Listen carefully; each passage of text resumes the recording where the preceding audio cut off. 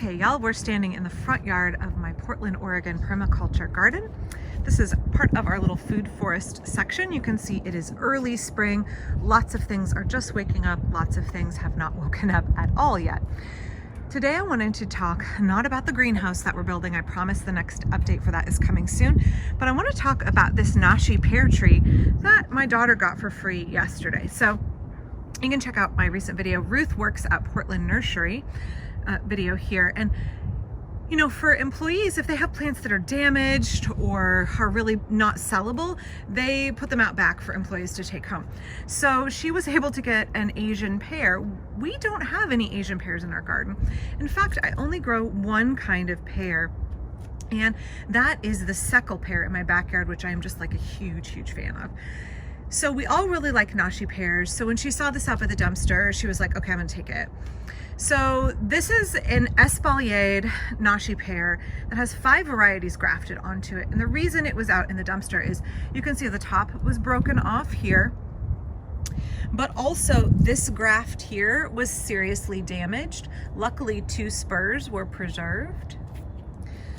This graft down here was also damaged. So you can see the grafting scars here, 1, 2, 3, and 4.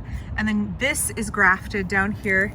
You can see the graft line with a rootstock, 1 variety, 2 variety, 3, 4, and 5. So the leader was damaged, and that's fine. I don't want a central leader, but this graft here was broken, and this graft here was broken, and that makes it not sellable. So instead of having this tree go to waste, we're gonna try and save these grafts, and we're gonna give it a good home in our garden. So some of the tags are missing.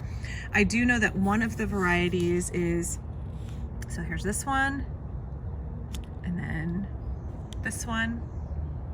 Nashi pears are really distinct and different from European pears, and we really like the flavor and the texture. And so I'm really glad to finally get these going in my garden. Now, I just wanted to talk for a minute about training pears. So when you're training your pears, pears are less likely to produce spurs than apples. So the spur is where the flowers are produced. You can see here all the flower buds. Here's some more spurs. You can see here we're getting some leafing and some flowers.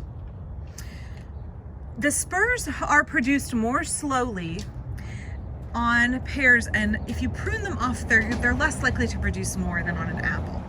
And pears have this really unfortunate habit, because remember, when you're grafting, the trunk is actually a branch that is grafted onto the rootstock.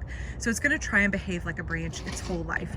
And you get these really vigorous, really upright vertical shoots with very narrow angles on a pear tree. So when you're growing your pears, you really want to encourage a nice horizontal angle with any of your fruit trees you do.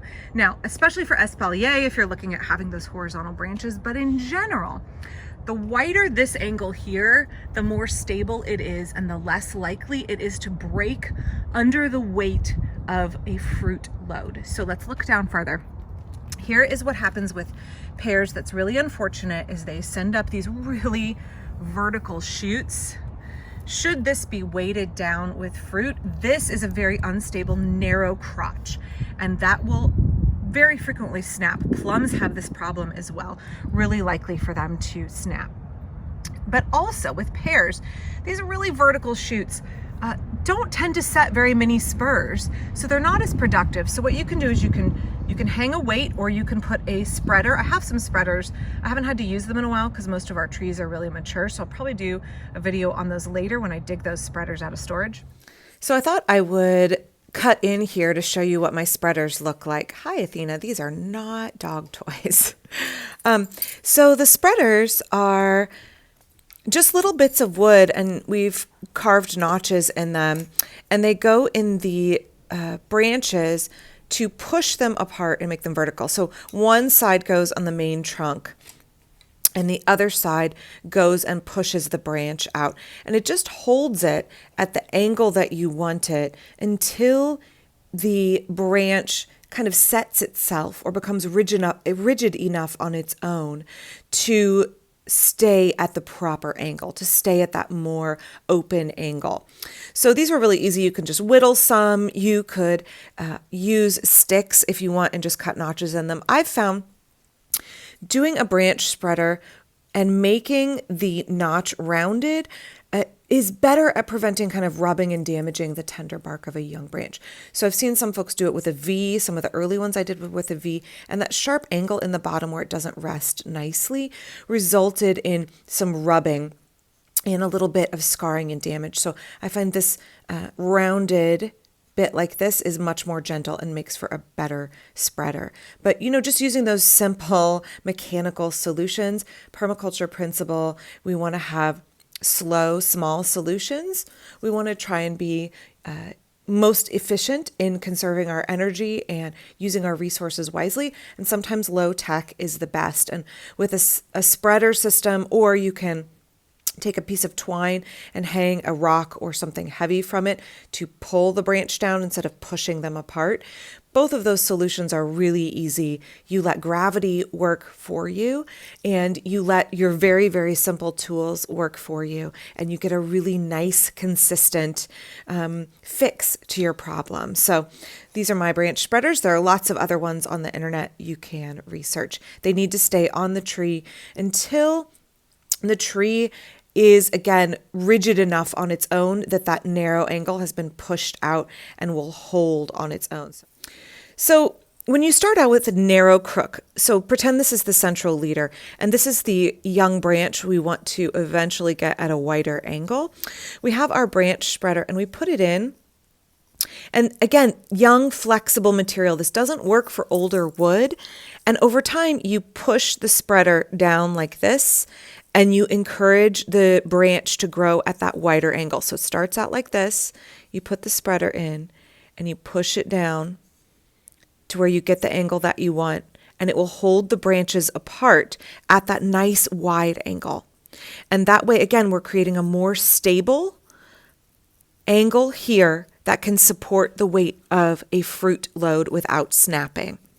Again, various sizes. And again, you can make these out of any scrap wood. These are made out of scrap bits from the wood shop and are nice and polished, and you don't have to make them as fancy as these for them to be really functional. But I've used these several times, and they do need to stay on the branch for several months up to a year. For an espalier, you can also train the branches to wires to create that horizontal angle. That will give them a more stable angle. You can see that's been done here. Much more horizontal. The comparison is really obvious. Really horizontal, really vertical.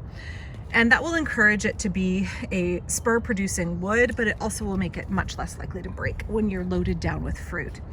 And obviously for an espalier, that is the style that you want. So I'm gonna come in here and I'm gonna end up removing this damaged wood here. I'm trying to decide what I wanna do with these. We're really unbalanced right now.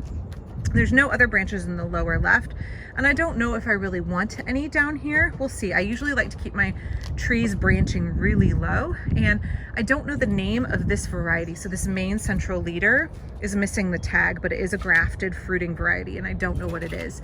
So I may preserve these and just spread them until I can figure out what the fruit is and if I enjoy it. But my other option is to take this and do like this with this one and get rid of these guys. So I need to figure out where to put this. Espaliers are obviously something you train against a fence or a hedge or a wall. Figure out where I'm gonna put this really lovely, lovely, unexpected gift from Portland Nursery to my daughter, and get a nice crop of Asian pears. So I will be back with more about getting this in the ground soon, but I just wanted to update you all. I got lots and lots and lots of interactions on my Facebook page when I mentioned I was gonna get a free pear tree. Actually, Ruth has a free pear tree, but obviously there will be so much to harvest off of this eventually that the whole family will be able to enjoy it. I'll be back soon. Thanks.